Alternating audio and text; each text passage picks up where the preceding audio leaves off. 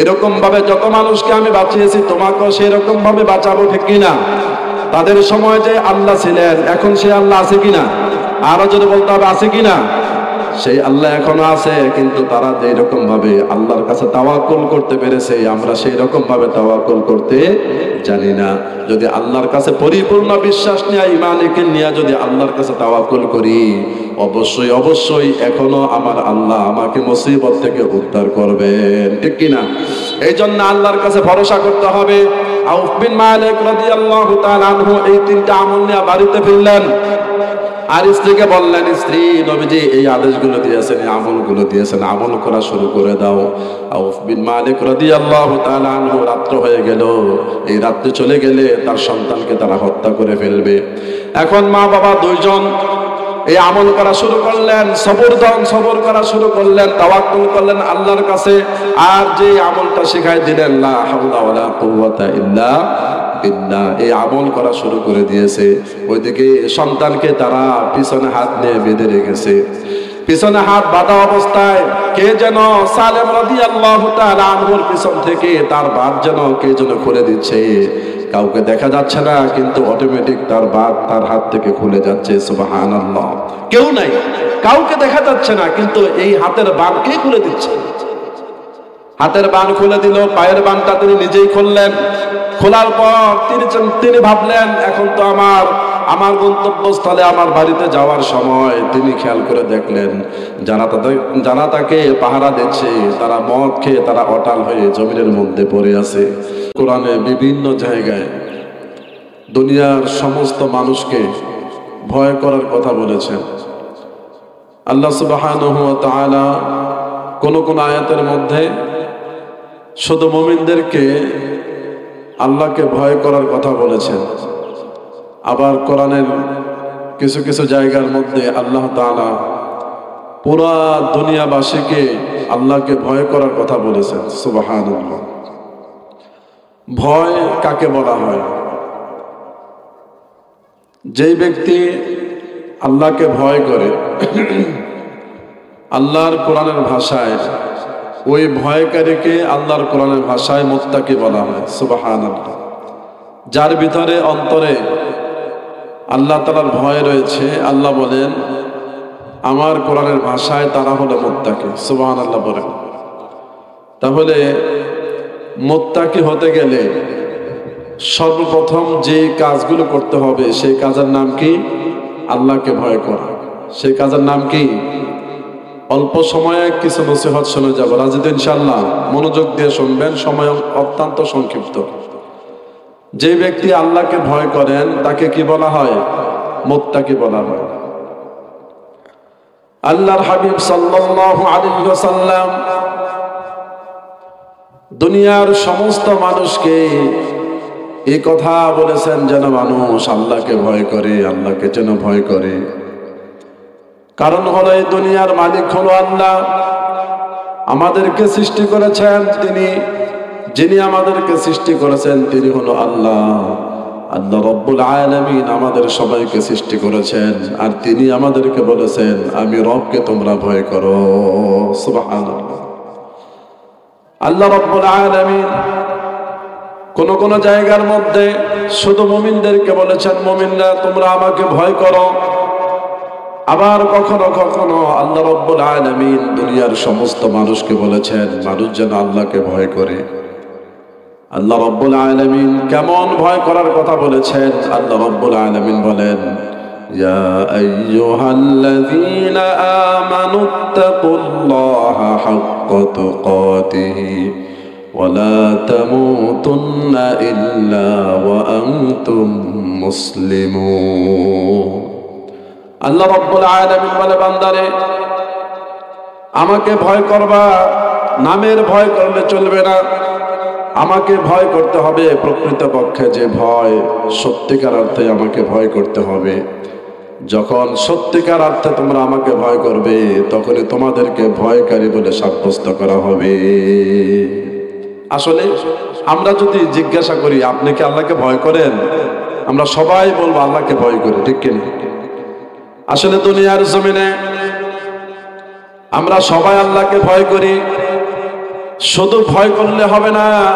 আল্লাহ রাব্বুল আলামিন বলে, বান্দারে প্রকৃতপক্ষে যে ভয়, সেই ভয় আমাকে করতে হবে। বলে কেমন ভয়? বলে সুদের টাকা যখন আমার হাতে চলে আসবে তখন ভয় করতে হবে কাকে?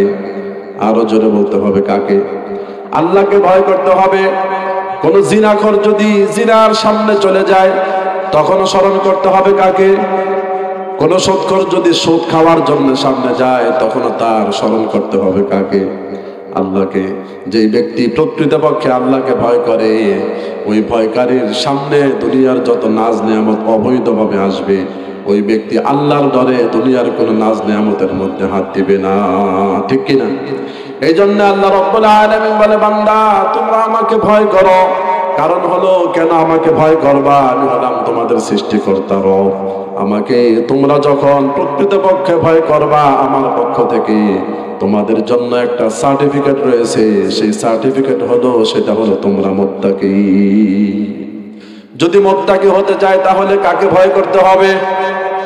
আরো জোরে বলতে হবে, কাকে ভয় করতে হবে? আল্লাহকে ভয় করা লাগবে। আল্লাহ বলে, বান্দা আমাকে ভয় করো, আমাকে ভয় করো, শুধু মুখে মুখে নয়। আল্লাহ বলে, বান্দা আমাকে ভয় করবা, প্রকৃতপক্ষে তোমরা আমাকে ভয় করো। সত্যিকার অর্থে আমাকে কি করতে হবে? ভয় করতে হবে। আল্লাহ রাব্বুল আলামিন বলে, বান্দা যখন তোমরা পরিপূর্ণভাবে আমাকে ভয় করবে, আমাকে যখন ভয় করবে, ওমাইয়াত্তাকিল্লাহ ইয়াজআল লাহু মাখরাজা। আল্লাহ বলে, বান্দা যখন তোমরা আমাকে ভয় করবে, আমি তোমাদের জন্য বিভিন্ন রাস্তা আমি খুলে দেব। সুবহানাল্লাহ। আল্লাহ বলে, বান্দা ওয়ারযুকুহু মিন হাইসু লা ইয়াহতাসিব। আল্লাহ বলে, বান্দা যখন তোমরা আমাকে ভয় করবা, যখন প্রকৃতপক্ষে তোমরা আমাকে ভয় করবা, আল্লাহ বলে, বান্দা তোমাদের জন্য এমন জায়গা থেকে আমি রিজিকের ব্যবস্থা করে দেব, যে জায়গা থেকে তোমার কল্পনাও ছিল না। সুবহানাল্লাহ। এমন জায়গা থেকে আল্লাহ আমাদের জন্য রিজিকের ব্যবস্থা করে দিবে। আল্লাহ বলে, যেই জায়গা থেকে রিজিক আসলে তোমার ওই জায়গার প্রতি কোনো কি থাকবে না, চিন্তা ধারণাও থাকবে না। এমন জায়গা থেকে আমি আল্লাহ তোমার জন্য রিজিকের ব্যবস্থা করে দিব। বলি সুবহানাল্লাহ। আল্লাহ রাব্বুল আলামিন বলে, বান্দা আমাকে যখন ভয় করবা, যখন প্রকৃতপক্ষে ভয় করবা, আমি তোমরা বিপদে পড়লে সেই বিপদের সময় আমি তোমাদের জন্য রাস্তা বের করে দিব, এবং এমন জায়গা থেকে রিজিক ব্যবস্থা করে দিব যে ব্যাপারে তোমাদের চিন্তা চেতনাও থাকবে না। আল্লাহর নবী সাল্লাল্লাহু আলাইহি ওয়াসাল্লামের একজন সাহাবী ছিলেন, যার নাম ছিল আউফ বিন মালিক রাদিয়াল্লাহু তাআলা আনহু। আল্লাহর নবী সাল্লাল্লাহু আলাইহি ওয়াসাল্লামের এই সাহাবী সবচাইতে বয়স্ক ছিলেন, অনেক বয়সে আল্লাহর নবী সাল্লাল্লাহু আলাইহি ওয়াসাল্লামের কাছে এসে ঈমান গ্রহণ করেছিলেন। আউফ বিন মালিক রাদিয়াল্লাহু তাআলা আনহু, ওনার একজন সন্তান ছিল যার নাম ছিল সালেম রাদিয়াল্লাহু তাআলা আনহু। হঠাৎ করে আউফ বিন মালিক রাদিয়াল্লাহু তাআলা আনহুর সন্তান বাড়িতে ফিরতেছে না। বিকাল হয়ে গেল, বিকাল গড়িয়ে সন্ধ্যা হয়, সন্ধ্যা গড়িয়ে রাত্র নেমে আসলো, কিন্তু তার সন্তান বাড়ির দিকে আসতেছে না। আউফ বিন মালিক উনি ছিলেন বয়োবৃদ্ধ, বয়স্ক ব্যক্তি। সন্তান যদি উপার্জন করে, সেই উপার্জন ঘরে আনলেই বাবা মা সবাই খেতে পারে। এখন চিন্তিত হয়ে গেল, কি ব্যাপার, আমার সন্তান কেন আমার বাড়িতে আসতেছে না, কি হয়েছে? এখন তো টেলিফোনের যুগ আছে, টেলিফোনে কথা বলা যায়, কিন্তু তখনকার সময়ে টেলিফোনের কোনো যোগ ছিল না, ঠিক কিনা? কিন্তু সন্তানের জন্য বাবা মা অস্থির হয়ে গেল। রাত্র হয়ে গেল, রাত্র শেষ হয়ে গেল, সকালবেলা আউফ বিন মালিক রাদিয়াল্লাহু তাআলা আনহু যখন দরজা খুললেন, দরজা খোলার পর দেখে কে জানি একটা তীর বিদ্ধ করে একটা চিরকুট লিখে দিয়ে গেছে। যে চিরকুটের মধ্যে লেখা ছিল, ও আউফ বিন মালিক, তুমি আমাদের গোত্রের ছিলে, তুমি আমাদের ধর্মের ছেলে, তুমি ইসলাম ধর্ম গ্রহণ করেছ, এই জন্য তোমার ছেলেকে আমরা ধরে আমরা তাকে আটক করে রেখেছি। যদি তাকে ফেরত নিতে চাও তাহলে আমার কাছে আসো, আমাদের কাছে আসো, ঈমান দিতে হবে, ঈমান ছেড়ে দিতে হবে, তাহলে আমরা তোমার ছেলেকে ফেরত দিব। আউফ বিন মালিক রাদিয়াল্লাহু তাআলা আনহুকে এই চিঠি লিখে তারা দিয়ে চলে গেল। এখন মা বাবা অস্থির হয়ে গেল, পেরেশান হয়ে গেল। কি করবে, কি করলে সন্তানকে আনবে। এদিকে হলো সন্তান যদি রুজি রোজগার করে তাহলে তাদের খাবারের ব্যবস্থা হয়, আর যদি সন্তান যদি রুজি রোজগার না করে তাহলে তাদের ঘরে খাবারও জোটে না। মুসিবত কয়টা? একটা হলো বাড়ির খাবারও যা ছিল আস্তে আস্তে শেষ হয়ে যাচ্ছে, সন্তানের কোনো সন্ধান নাই। আর যদি সন্তানকে আনতে যাইতে হয় তাহলে ঈমান শেষ করে দিতে হবে, ঈমান রাখা যাবে না। উভয়জন চিন্তা করতেছিল, আর চিঠির মধ্যে লেখা ছিল 3 দিন সময় দিলাম, 3 দিন সময়ের ভিতরে তুমি যদি ঈমান বাদ দিয়ে আমাদের কাছে আসো, আমরা তোমাদের সন্তানকে দিয়ে দিব। এখন চিন্তা করতে করতে প্রায় 2 দিন চলে গেল। পরের দিন চিন্তা করতে লাগলো। এখন স্ত্রী একটা পরামর্শ দিলেন, আর দেরি নয়, তাড়াতাড়ি যাও, রাসূলের দরবারে যাও, রাসূলের কাছে পরামর্শ করো কি করা যায়। আউফ বিন মালিক রাদিয়াল্লাহু তাআলা আনহু চলে গেলেন রাসূলের কাছে। ইয়া রাসূলুল্লাহ, ইয়া হাবিবাল্লাহ, আমার সন্তান সালেম রাদিয়াল্লাহু তাআলা আনহু সে কাজ করতে গিয়ে তার কাফেররা ধরে নিয়ে গেল। এখন তারা আমাকে বলল 3 দিন সময় দিলাম, 3 দিনের মধ্যে 2 দিন চলে গেল, বাকি 1 দিন রয়েছে, 1 দিনও প্রায় চলে যাচ্ছে। এখন আমার সন্তানকে তাড়াতাড়ি উদ্ধার করার ব্যবস্থা করেন, একটা যুদ্ধের জন্য একটা ফোর্স তৈরি করেন। আর আমার ঘরের মধ্যে খাবার নাই, আমার সন্তান কাজ করলে আমার ঘরের মধ্যে খাবার আসে, আমার সন্তান নাই, আমার খাবারের কোনো ব্যবস্থা নাই, আপনার বাইতুল মাল থেকে আমার জন্য খাবারের ব্যবস্থা করে দেন। আল্লাহর নবী সাল্লাল্লাহু আলাইহি সাল্লাম জবাব দিলেন, ও আউফ বিন মালিক, এখন যে তুমি বলতেছ যুদ্ধের জন্য মানুষকে প্রস্তুতি করব, এখন তো সম্ভব না। যুদ্ধের জন্য মানুষ প্রস্তুতি করব এটা সম্ভব না, কারণ একটা যুদ্ধের জন্য সাহাবায়ে কেরামদেরকে প্রস্তুতি করতে গেলে প্রায় 2 থেকে 3 দিন সময় লাগে। এখন সময় আর বেশি নাই, এই সময়ের ভিতরে যুদ্ধের জন্য প্রস্তুতি নেওয়া সম্ভব নয়। আর দ্বিতীয় কথা হলো, তুমি যে বাইতুল মাল থেকে খাবার চেয়েছো, বাইতুল মালের মধ্যে কোনো খাবার নাই। 2টা মুসিবত। কয়টা মুসিবত? কথা বুঝতেছেন? কয়টা মুসিবত? 2টা। এখনো সন্তানও নাই, সন্তানকে আনতে হবে, আর কোনো খাবারও নাই, ঘরের ভিতরে খাবারের ব্যবস্থা করতে হবে, ঠিক কিনা? রাসূলুল্লাহ সাল্লাল্লাহু আলাইহি ওয়াসাল্লাম আউফ বিন মালিক রাদিয়াল্লাহু তাআলা আনহুকে বললেন, আউফ বিন মালিক, খাদ্য নাই, যুদ্ধের সরঞ্জাম তৈরি করতে পারতেছি না, তবে নৈরাশ হওয়ার কোনো কারণ নাই। একটা আমল শেখাই দেই, যে আমল যদি করো আল্লাহ রাব্বুল আলামিন তোমাকে মুসিবত থেকে উদ্ধার করবে, পাশাপাশি আল্লাহ রিজিকের ব্যবস্থাও করে দিবে। সুবহানাল্লাহ। কয়টা আমল? একটা আমল। একটা আমলের মধ্যে 3টা কথা আল্লাহ রাসূল সাল্লাল্লাহু আলাইহি সাল্লাম বললেন। 1 নম্বর আমল হলো ধৈর্য ধারণ করো। যখন বিপদ মুসিবত চলে আসবে তখন তোমাদের দায়িত্ব হলো ধৈর্য ধারণ করা। কি করা? ধৈর্য ধারণ করা। আরো জোরে বলেন, কি করা?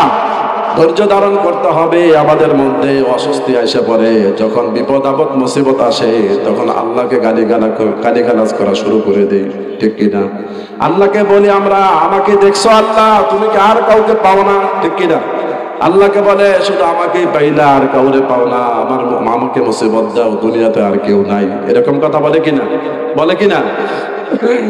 এই জন্য আল্লাহর রাসূল শিখাইলেন, ও আউফ বিন মালিক, 1 নম্বর আমল হলো ধৈর্য ধারণ করতে হবে। আল্লাহর পক্ষ থেকে মুসিবত আসবে, মুসিবত যিনি দেন তিনি কে? আল্লাহ তাআলা। আর মুসিবত থেকে যিনি উদ্ধার করেন তিনি কে? আরো জোরে বলতে হবে। যখন মুসিবত চলে আসবে তখন ধৈর্য ধারণ করতে হবে, আল্লাহ পাক রব্বুল আলামিনের কাছে ধৈর্য ধারণ করতে হবে।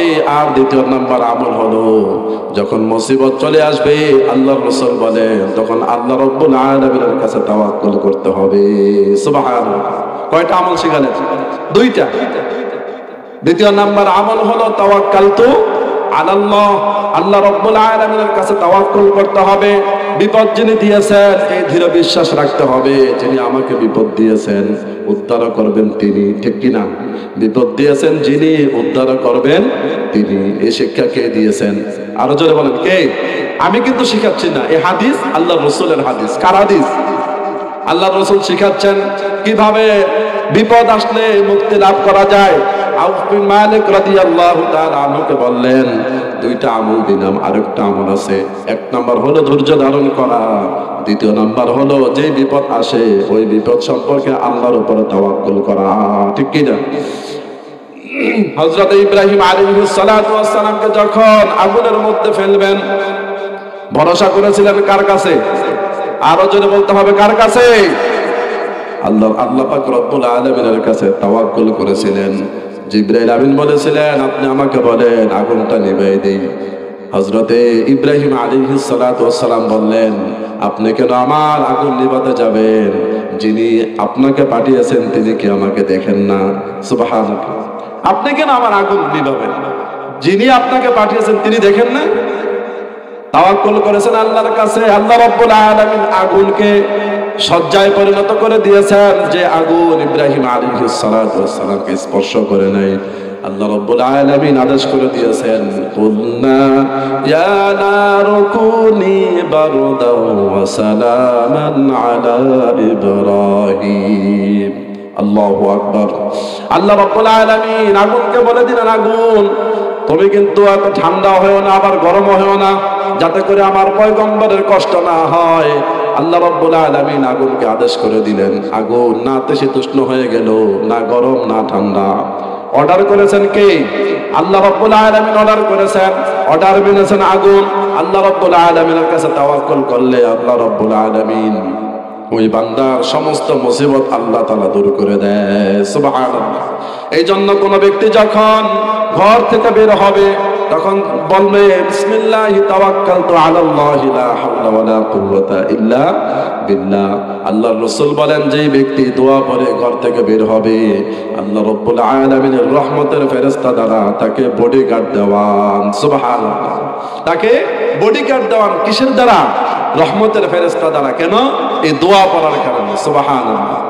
তাহলে আউফ ইবনে মালিক রাদিয়াল্লাহু তাআলা আনহুকে কয়টা নসিহত করলেন, কয়টা আমল দিলেন? আরো জোরে বলতে হবে, কয়টা আমল?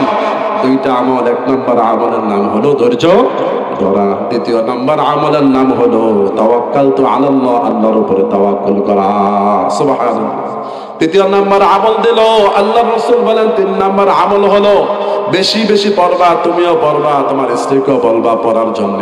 তৃতীয় নম্বর আমল হলো লা হাওলা ওয়ালা কুওয়াতা ইল্লা বিল্লাহ। এটা আমরা পারি কিনা? তাহলে তিনটা উপদেশ দিলেন, কয়টা? তিনটা আমল দিলেন। তিনটা আমল আমরা পারি কিনা? আমরা পারি, কিন্তু ধৈর্য আমরা ধরতে পারি না। আমরা পারি, কিন্তু আল্লাহর উপর তাওয়াক্কুল করতে জানি না। আমাদের বিপদ আসলে আমরা নেতা নেত্রীদের কাছে দৌড়াই, আল্লাহর কাছে দৌড়াই না, ঠিক কিনা? আল্লাহ বলে, বান্দা তোমরা যখন আমার প্রতি যেমন ধারণা করবে আমি আল্লাহ তোমাদের সাথে তেমনই আচরণ করি। যখন পরিপূর্ণ তাওয়াক্কুল করে আমি রবের কাছে আসবে, আমি রবের কাছে সাহায্য চাবে, আমি আল্লাহ যেরকম ভাবে ইব্রাহিমকে বাঁচিয়েছি, মাছের পেট থেকে ইউনূস আলাইহিস সালাতু ওয়াস সালামকে বাঁচিয়েছি, এরকম ভাবে যত মানুষকে আমি বাঁচিয়েছি তোমাকেও সেই রকম ভাবে বাঁচাবো, ঠিক কিনা? তাদের সময় যে আল্লাহ ছিলেন, এখন সে আল্লাহ আছে কিনা? আরো যদি বলতে হবে, আছে কিনা? সেই আল্লাহ এখনো আছে, কিন্তু তারা যেই রকম ভাবে আল্লাহর কাছে তাওয়াক্কুল করতে পেরেছে, আমরা সেই রকম ভাবে তাওয়াক্কুল করতে জানি না। যদি আল্লাহর কাছে পরিপূর্ণ বিশ্বাস নিয়ে, ঈমান ইয়াকিন নিয়ে যদি আল্লাহর কাছে তাওয়াক্কুল করি, অবশ্যই অবশ্যই এখনো আমার আল্লাহ আমাকে মুসিবত থেকে উদ্ধার করবেন, ঠিক কিনা? এই জন্য আল্লাহর কাছে ভরসা করতে হবে। আউফ বিন মালিক রাদিয়াল্লাহু তাআলা আনহু এই তিনটা আমল নিয়ে বাড়িতে ফিরলেন। আর স্ত্রীকে বললেন, স্ত্রী, নবীজি এই আদেশগুলো দিয়েছেন, এই আমলগুলো দিয়েছেন, আমল করা শুরু করে দাও। আউফ বিন মালিক রাদিয়াল্লাহু তাআলা আনহু রাত্র হয়ে গেল। এই রাত্রে চলে গেলে তার সন্তানকে তারা হত্যা করে ফেলবে। এখন মা বাবা দুইজন এই আমল করা শুরু করলেন, সবর করা শুরু করলেন, তাওয়াক্কুল করলেন আল্লাহর কাছে। আর যে আমলটা শিখাই দিলেন, লা হাওলা ওয়ালা কুওয়াতা ইল্লা বিল্লাহ, এই আমল করা শুরু করে দিয়েছে। ওইদিকে সন্তানকে তারা পিছনে হাত নিয়ে বেঁধে রেখেছে। পিছনে হাত বাঁধা অবস্থায় কে যেন সালেম রাদিয়াল্লাহু তাআলা আনহুর পিছন থেকে তার বাত যেন কে যেন খুলে দিচ্ছে। কাউকে দেখা যাচ্ছে না, কিন্তু অটোমেটিক তার বাত তার হাত থেকে খুলে যাচ্ছে। সুবহানাল্লাহ। কেউ নাই, কাউকে দেখা যাচ্ছে না, কিন্তু এই হাতের বান কে খুলে দিচ্ছে? হাতের বান খুলে দিল, পায়ের বানটা তিনি নিজেই খুললেন। খোলার পর তিনি ভাবলেন, এখন তো আমার গন্তব্যস্থলে আমার বাড়িতে যাওয়ার সময়। তিনি খেয়াল করে দেখলেন যারা তাকে পাহারা দিচ্ছে তারা মদ খেয়ে তারা অটাল হয়ে জমিনের মধ্যে পড়ে আছে। এখন চিন্তা করলেন, এখন তো চলে যাব। আর তাদের মেষপাল ছিল, ছাগল ছিল প্রায় 4000। উট ছিল উট ছিল 500 100 উটের মধ্যে ছিল।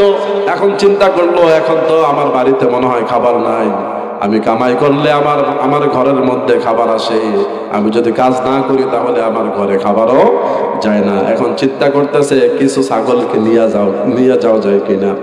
এখন চিন্তা করলো না, ছাগল নিতে গেলে ছাগল তো এদিকে টানলে ওদিকে চলে যাবে, আর এগুলোর চিৎকার যদি শোনে তারা ঘুম থেকে জাগ্রত হয়ে গেলে আবার আমাকে বেঁধে ফেলবে।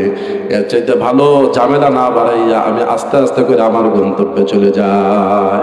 দেখো সালেম রাদিয়াল্লাহু তাআলা আনহু একটা ছাগলকে বললেন, পিঠে হাত দিয়ে বললেন, চল আমার সাথে আমার বাড়িতে চলে আয়। শুধু এই কথাটা বলছেন। এই কথাটা বলে সালেম রাদিয়াল্লাহু তাআলা আনহু তার বাড়ির দিকে রওনা হয়ে গেল। কিন্তু বাড়িতে যখন গেল দেখে পিছনে তাকায় দেখে যে 4000 যেই ছাগল ছিল একটা একটা করে সমস্ত ছাগল তার বাড়িতে গিয়ে উপস্থিত। সুবহানাল্লাহ। অথচ এগুলো কিন্তু তিনি জোরে আনেন নাই, একটাকে বলছেন চল আমার বাড়িতে চল, আয় আমার বাড়িতে চলে আয়। সুবহানাল্লাহ। এখন তাকায় দেখে 4000 ছাগলের পাল তার সাথে সাথে করে তার বাড়ি থেকে উপস্থিত, আর এর পিছনে দেখা যায় 100 উট তার বাড়ি থেকে উপস্থিত। সালেম রাদিয়াল্লাহু তাআলা আনহু দরজার মধ্যে নক করলেন, তার বাবা এসে তাড়াতাড়ি করে দরজাটা খুলে দিল। তাকায় দেখে আর কেউ নয়, সেই কাঙ্ক্ষিত ছেলে, তাদের সন্তান তাদের বাড়িতে এসে উপস্থিত হয়ে গেছে। সুবহানাল্লাহ। আউফ বিন মালিক রাদিয়াল্লাহু তাআলা আনহু বলতেছেন, ও সালেমের মা তাড়াতাড়ি আসো, তোমার সন্তান তো চলে এসেছে, তোমার সন্তান চলে এসেছে। 3 দিন যেতে না যেতে আল্লাহর রাসূল যে শিক্ষা দিলেন, যে আমল দিলেন, সে আমল করতে না করতে আল্লাহ রাব্বুল আলামিন এই বিপদ থেকে মুক্তি করে দিয়েছেন। সুবহানাল্লাহ। 3 দিনের আলটিমেটাম দিয়েছেন, 2 দিন তো শেষ করে আল্লাহ রাসূলের দরবারে গিয়ে উপস্থিত হয়েছেন। এর ভিতরে দেখা গেল কি আল্লাহর রাসূলের কাছে যখন গেছে তখন আর বেশি সময় বাকি নাই, অল্প কিছুক্ষণ সময় বাকি আছে। এই 3টা আমল যখন বাড়িতে এসে করলো আল্লাহ রাব্বুল আলামিন তাকে বিপদ থেকে মুক্তি করে দিলেন। সুবহানাল্লাহ। যে আল্লাহ সালেম রাদিয়াল্লাহু তাআলা আনহুকে মুক্তি করেছেন সেই আল্লাহ এখন আছে কি নাই? যদি তিনি তাদেরকে মুক্তি দিতে পারেন, বিপদ থেকে যদি উদ্ধার করতে পারেন, সেই আল্লাহ আমাকে বিপদ থেকে উদ্ধার করতে পারে কিনা? আরো জোরে বলতে হবে, পারে কিনা? তাহলে এই বিশ্বাস আল্লাহর প্রতি আছে কিনা? যদি আমরা সবর করি আর তাওয়াক্কাল তো আলাল্লাহ, আল্লাহর উপর যদি তাওয়াক্কুল করি, আল্লাহ রাব্বুল আলামিন বলে বান্দা তাদেরকে যেই রকম ভাবে আমি আল্লাহ উদ্ধার করেছি, আমি আল্লাহ তোমাদেরকেও সেইভাবে উদ্ধার করব। এই জন্য সালেম রাদিয়াল্লাহু তাআলা আনহুর পাশে যে ছাগলের খামার দেখলেন, এত এত ছাগল, আউফ বিন মালিক রাদিয়াল্লাহু তাআলা আনহু এই বিষয়ে রাসূলুল্লাহ সাল্লাল্লাহু আলাইহি ওয়াসাল্লামের কাছে চলে গেলেন। এগুলো যে তুমি যে নিয়ে আসছো, তোমার সাথে সাথে এসেছে, এগুলো আমাদের জন্য খাওয়া জায়েজ হবে কিনা, এটা আল্লাহর রাসূলের কাছে গিয়ে আমাদের জিজ্ঞাসা করতে হবে। সুবহানাল্লাহ। দেখেন কেমন এতগুলো সম্পদ আসলো, দৌড়ায় রাসূলের কাছে গেছে, এগুলো খাওয়া যাবে কিনা, খাওয়া যাবে কিনা? যদি খাওয়া যায় তাহলে আমরা খেতে পারবো, না গেলে তো জাতটা তারা বুঝাই দিয়ে আসতে হবে, ঠিক কিনা? আল্লাহ রসুলের কাছে দৌড়ায় আউফ বিন মালিক রাদিয়াল্লাহু তাআলা আনহু গেলেন। ইয়া রাসূলুল্লাহ, ইয়া হাবিবাল্লাহ, আপনি যে আমল দিয়েছেন সে আমলের আমার কাজ হয়েছে, সে আমল আমার কাজ হয়েছে, আমার সন্তান ফিরে এসেছে। শুধু তাই নয়, তার সাথে কিছু ছাগল এসেছে, কিছু উট এসেছে। এখন এই ছাগল আর উট আমি কি করব? আমাদের জন্য এগুলো খাওয়া জায়েজ আছে কিনা? সালেম রাদিয়াল্লাহু তাআলা আনহুকে জিজ্ঞাসা করলেন, কিভাবে এনেছো? তিনি বলেন, ইয়া রাসূলুল্লাহ, আমি তো তাকে জোর করে আনি নাই, আমি তাদের মাথায় হাত বলেছিলাম চলো আমার বাড়িতে চলে আসো। তারা আস্তে আস্তে করে আমার বাড়িতে চলে আসছে, আমি তাদেরকে দিশাও পাই নাই কখন চলে আসছে। আল্লাহর রাসূল বললেন, এটা তো তুমি জোর করে আনো নাই বা চিন্তাই করে আনো নাই, এগুলো আল্লাহ রাব্বুল আলামিন তোমার জন্য, আল্লাহ রাব্বুল আলামিন তোমার জন্য উপহার স্বরূপ পাঠিয়ে দিয়েছে। সুবহানাল্লাহ। এই জন্য আল্লাহ রাব্বুল আলামিন বলে, বান্দা যখন আমাকে ভয় করবা, ওমাইয়াত্তাকিল্লাহ ইয়াজআল লাহু মাখরাজা ওয়া ইয়ারযুকুহু মিন হাইসু লা ইয়াহতাসিব।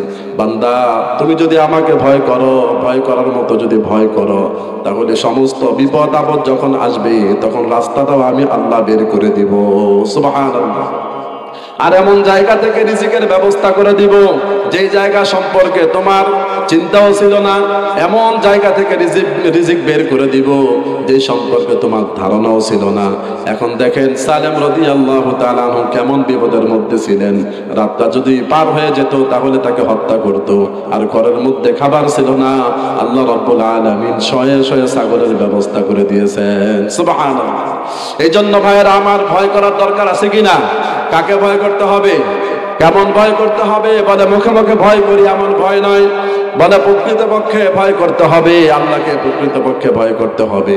মুখে মুখে ভয় করি এটার নাম ভয় নয়। আল্লাহ বলে হাক্কা তুকাতিহি, প্রকৃত অক্ষে আমাকে যেই ভয় করা দরকার সেইভাবে আমাকে ভয় করতে হবে, ঠিক কিনা? এই জন্য আল্লাহ রাব্বুল আলামিন আমাদেরকে বারংবার বুঝাচ্ছেন। আল্লাহ তাআলা বলেন, বান্দা আমাকে ভয় কর, এমন ভাবে ভয় করবি যেটা প্রকৃতপক্ষে ভয়। আল্লাহ রাব্বুল আলামিন ভয় করার কথা বলেছেন। যখন আমরা প্রকৃতপক্ষে ভয় করব, আল্লাহ রাব্বুল আলামিন আমাদের জন্য হাজারো রাস্তাকে আল্লাহ তাআলা খুলে দিবেন। হযরত ওমর রাদিয়াল্লাহু তাআলা আনহু, ওনার একটা স্বভাব ছিল, ওনার রাষ্ট্রকে উনি পরিদর্শন করতেন। কখন পরিদর্শন করতেন? যখন মানুষগুলো ঘুমিয়ে যায়। হযরত ওমর রাদিয়াল্লাহু তাআলা আনহু তখন নিরবচ্ছন্নে তার রাষ্ট্রকে তিনি পরিদর্শন করতেন। একদিন আসার সময় পরিদর্শন করে বাড়িতে ফিরে আসবে, একটা কুঁড়ে ঘরের পাশ দিয়ে আসতেছিলেন। তখন ওই ঘর থেকে আওয়াজ আসতেছে, মা বলতেছে, কতখানি দুধ দহন করছো? বলে বেশি দুধ হয় নাই। মা বলতেছে, যদি বেশি দুধ না হয় তাহলে একটু পানি মিশিয়ে দাও। মেয়ে বলতেছে, মা পানি মেশানো যাবে না, কারণ ওমরের নিষেধ, দুধের মধ্যে পানি দেওয়া নিষেধ। এই আদেশ করেছেন কে? ওমর করেছেন। যদি ওমর জানতে পারে তাহলে আমাদের অবস্থা খারাপ হয়ে যাবে। মা বলতেছে, এই রাত্রিবেলা এখন আজান হয় নাই, সকাল হয় নাই, এখন ওমর আসবে কোত্থেকে? এখন মেয়ে জবাব দিল, মা ওমর না হয় এই পানি দেওয়া না দেখলো, কিন্তু যিনি দেখেন তিনি কে? আল্লাহ তাআলা। মেয়ের ভিতরে কেমন তাকওয়া ছিল, এমন তাকওয়া। মেয়ে বলতেছে, মা ওমর যদিও না দেখে, যিনি দেখেন তিনি হলো আমাদের আল্লাহ। আল্লাহকে তো ফাঁকি দেওয়া যাবে না। এই দৃশ্য যখন হযরত ওমর রাদিয়াল্লাহু তাআলা আনহু শুনতে পেলেন এই কথাগুলো, তিনি বুঝতে পারলেন একজন বয়স্ক মহিলা, একজন অল্প বয়স্ক মহিলা। বাড়িতে যাওয়ার পর হযরত ওমর রাদিয়াল্লাহু তাআলা আনহু বিবির কাছে পরামর্শ করলো, ও বিবি, আমাদের সন্তানদের জন্য দাও, আমরা মেয়ে খুঁজতেছি বিবাহ করানোর জন্য। আমি তো একটা মেয়ের সন্তান পেয়েছি। সুবহানাল্লাহ, আমি একটা মেয়ের সন্তান পেয়েছি। স্ত্রী বলতেছে, কেমন, কোন জায়গার মেয়ে? বলতেছে, আমাদের এইখানে আছে। বলে কেমন, তাদের অবস্থা কেমন, বড়লোক কিনা? বলে বড়লোক না, বলে একটা কুঁড়ের ঘর, যে ঘর বৃষ্টি আসলে মনে হয় এই ঘর দিয়ে পানিও পড়তে পারে। বলে এমন ঘরের মধ্যে মেয়ে পছন্দ করেছেন? কি দেখা পছন্দ করেছেন? বলে এমন জিনিস দিয়া, এমন জিনিস দেখা আমি ওমর পছন্দ করেছি। বলে এমন একটা মেয়ে পেয়েছি, বলে দুনিয়ার কোনো সম্পদ নাই, দুনিয়ার কোনো কিছু নাই, বলে তার ভিতরে এমন একটা নিয়ামত পেয়েছি, এমন একটা জিনিস পেয়েছি।